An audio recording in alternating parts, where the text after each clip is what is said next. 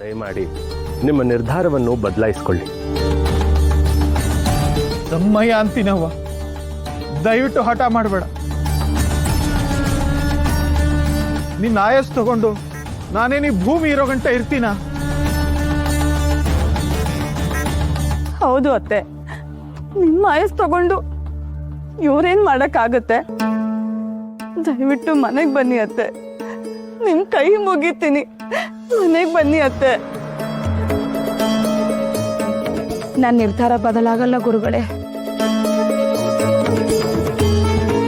ನಾನು ಯಾರನ್ನೂ ದ್ವೇಷಿಸ್ತಿಲ್ಲ. ನನ್ನ ಬದುಕು ಸಾಕಾಗಿದೆ.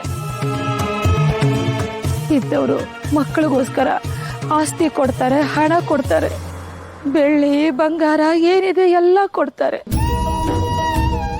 ಆದ್ರೆ ನನ್ನ ಹತ್ರ ಇರೋದು ಅದು ಒಂದೇ ಮನೆ. ಅದನ್ನು ಅವರಿಗೆ ಬಿಟ್ಟಿದ್ದೀನಿ. ದಯಮಾಡಿ ನೀವು ನನಗೆ ಕೊಟ್ಟ ಮಾತನ್ನ ನಡೆಸಿಕೊಡಿ ಗುರುಗಳೇ, ನಡೆಸಿಕೊಡಿ. ಘಾಟಿ ಅಜ್ಜಿ, ನಾನು ಹೇಳ್ದಾಗೆ ಹಠವಾದಿ ಅಜ್ಜಿ ಅಂತ ನಿರೂಪಿಸ್ಬಿಟ್ಲು. ನಮ್ಮ ಗುರುಗಳು ಯಾವತ್ತೂ ಈ ರೀತಿ ಅಡಕತ್ರಿಯಲ್ಲಿ ಸಿಕ್ಕಾಕೊಂಡಿರೋದನ್ನ ನಾನು ನೋಡೇ ಇರಲಿಲ್ಲ.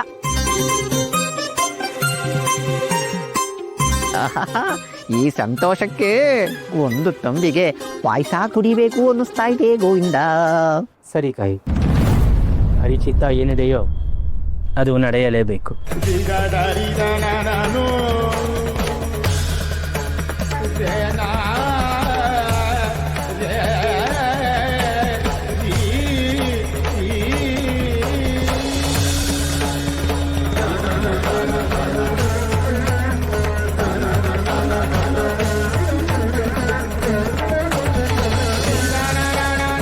ಕೃಷ್ಣಾಯ ವಾಸುದೇವಾಯ ಹರಯೇ ಪರಮಾತ್ಮನೆ ಪ್ರಣತಃ ಕ್ಲೇಶನಾಶಾಯ ಗೋವಿಂದಾಯ ನಮೋ ನಮಃ.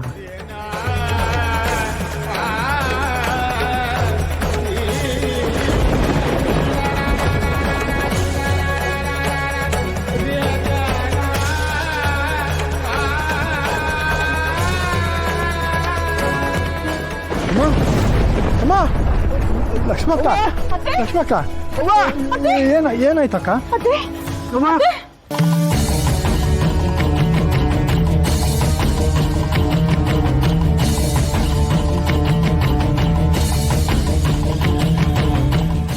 ಗುರುಗಳೇ, ಅಜ್ಜಿ ಪ್ರಾಣತ್ಯಾಗ ಮಾಡ್ಬಿಟ್ಟಿದ್ದಾರೆ.